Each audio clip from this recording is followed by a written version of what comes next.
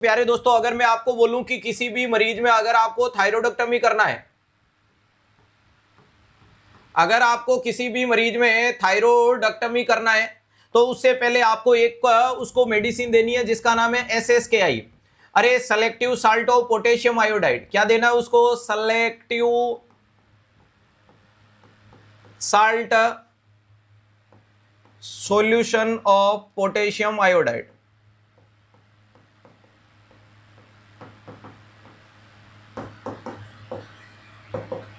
ध्यान रखिएगा। और ये selective salt of potassium iodide जब आप उस मरीज को दोगे प्यारे दोस्तों, ये क्या करेगा? ये श्रिंक करेगा। ये क्या करेगा दोस्तों? Shrinkage the thyroid gland. याद रखिएगा, ये थायराइड ग्लैंड को श्रिंक करने की कोशिश करेगा। क्यों करेगा? क्योंकि थायराइड ग्लैंड एक तो हाइपरवस्कुलर होती है, इसके अलावा 100 डे के हार्मोन का कलेक्शन करती है। अरे ध्यान रखिएगा, क्योंकि इसके अंदर कितने दिन का हार्मोन का कलेक्शन है? 100 डे का। तो ये इसकी वस्कुलरिटी को भी कम करेगी। ध्यान रखिएगा, जब श्रिंकेज होगा तो इसके कारण क्या देखने को मिलती है? वस्कुलरिटी। अरे इसकी वस्कुलरिटी डाउन होगी या नहीं होगी? होगी। इसके अलावा इसमें 100 दिन का भरा हुआ हार्मोन कम होगा या नहीं होगा? होगा। चलो, थायरोइडेक्टमी के बाद में आप में कॉम्प्लिकेशन क्या आ सकता है? तो एक तो थायराइड स्ट्रोम हो सकता है। अगर थायराइड स्ट्रोम होता है तो इसका कारण क्या होता है? Due to bulk release of thyroid hormone.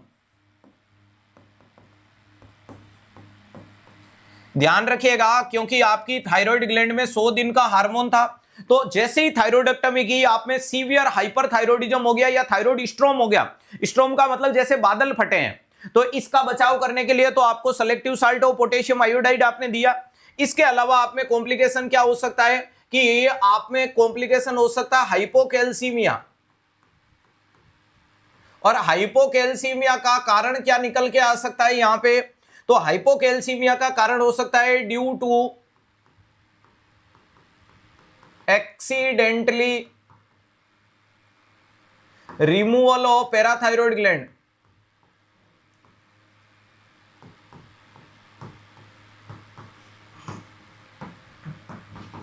ध्यान रखिएगा कि गलती से पैराथायरॉइड ग्लैंड रिमूव हो गई। अरे गलती से कौन सी ग्लैंड रिमूव हो गई? पैराथायरॉइड ग्लैंड रिमूव हो गई, तो हाइपोकैल्सीमिया होगा। इसके अलावा यहां पर आपको देखने को मिल सकता है hoarseness of voice. Hoarseness of voice के लिए अगर मैं जाऊं तो होर्सनेस ऑफ वॉइस वाली कंडीशंस क्या होती है? तो आपका जवाब आएगा कि सर ये होती है due to recurrent laryngeal nerve.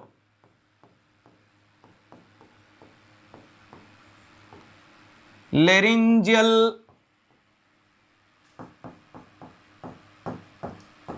Nerve damage. ध्यान रखिएगा, अरे ये किसके कारण हो सकती है? Due to recurrent laryngeal nerve damage. तो यहां रिकरेंट लेरिंजियल नर्व देखो, सुपरफिशियल होती है, इंफीरियर, लेटरल, एंटीरियर सब होती है। लेकिन अगर आप में रिकरेंट लेरिंजियल नर्व डैमेज हो गई तो आप में होर्सनेस ऑफ वॉइस होगी। इसके अलावा हाइपोकैल्सीमिया का कारण एक्सीडेंटली रिमूव, जानबूझ के नहीं निकाली, गलती से निकल गई। थायराइड के जस्ट पीछे पोस्टीरियर पे कौन होती है? पैराथायरॉइड ग्लैंड होती है, जो पीटीएच हार्मोन बनाती है, जिसके कारण सीरम कैल्शियम लेवल बढ़ता है। ठीक है। और इसके अलावा थायराइड स्ट्रोम आ सकता है। स्ट्रोम का कारण कौन होगा? तो अचानक से उसमें भरे हुए हार्मोन का निकलना। तो इसका बचाव करने के लिए तो आपको पहले SSKI देनी है। अरे इसका बचाव करने के लिए SSKI आपको देनी है और उसके बाद life long hormonal replacement therapy तो करनी है। क्लियर है? तो मोटे मोटे रूप में ये चीज निकल के आई। तो आपके सवाल ने यही लिखा है, तो इसका कारण हाइपोकैल्सीमिया के कारण चोवेस्टेक और होर्सनेस ऑफ वॉइस का कारण due to recurrent laryngeal nerve damage होगा।